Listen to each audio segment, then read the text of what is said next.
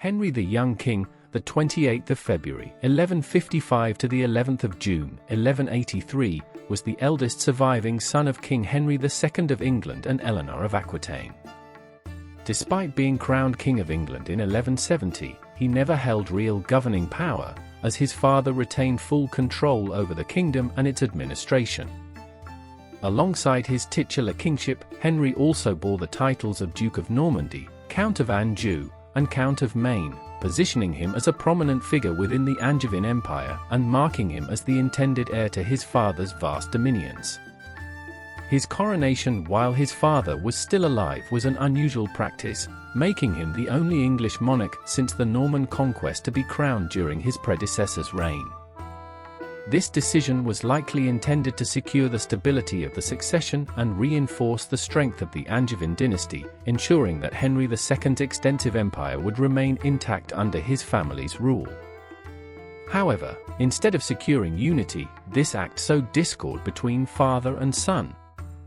Henry the Young King, despite his title, was not entrusted with any real authority over lands or governance.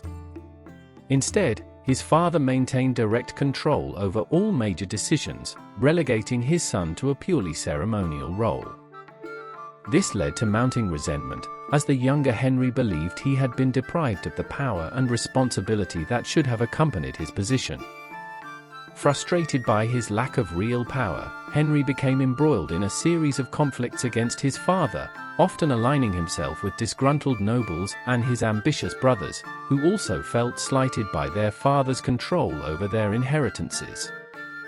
His most notable rebellion occurred in 1173 to 1174, when he joined forces with his mother, Eleanor of Aquitaine, his brothers Richard and Geoffrey, and various powerful barons in an attempt to challenge Henry II's dominance. This widespread uprising saw revolts break out in Normandy, Anjou, and England, supported by King Louis VII of France and other influential figures eager to weaken the Angevin hold over their territories. However, despite the scale of the rebellion, Henry II ultimately emerged victorious, crushing the opposition and reasserting his control. Although Henry the Young King was later reconciled with his father, their relationship remained fraught with mistrust and lingering tensions. Despite repeated efforts to establish himself as an independent ruler, Henry the Young King continued to struggle under the shadow of his father's authority.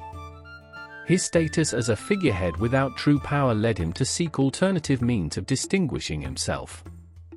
Notably, he cultivated an image as a chivalric knight, frequently engaging in grand tournaments and becoming renowned for his generosity and extravagant displays of wealth. These tournaments, which he enthusiastically participated in across northern France, allowed him to gain popularity among knights and nobles, earning a reputation for his gallantry and largesse.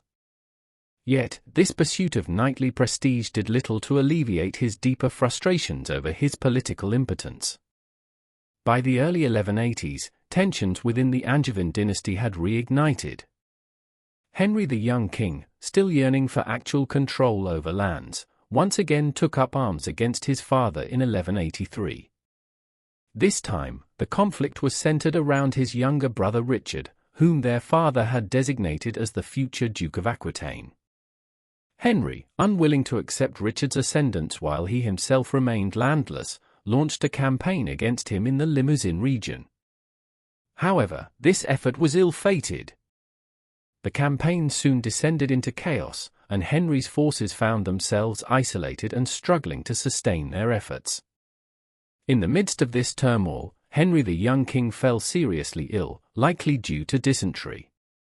His health rapidly deteriorated, and he succumbed to his illness on the 11th of June, 1183 at the age of 28.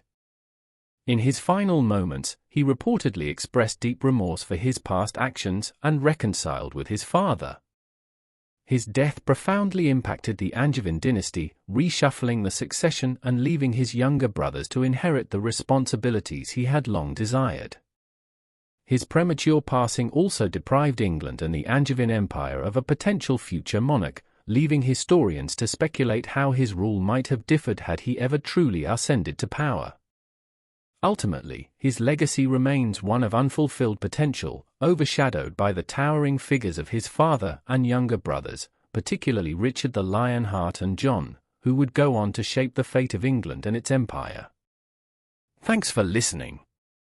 Like, comment and subscribe to Medieval Chronicles 1066 for more journeys back to the Middle Ages.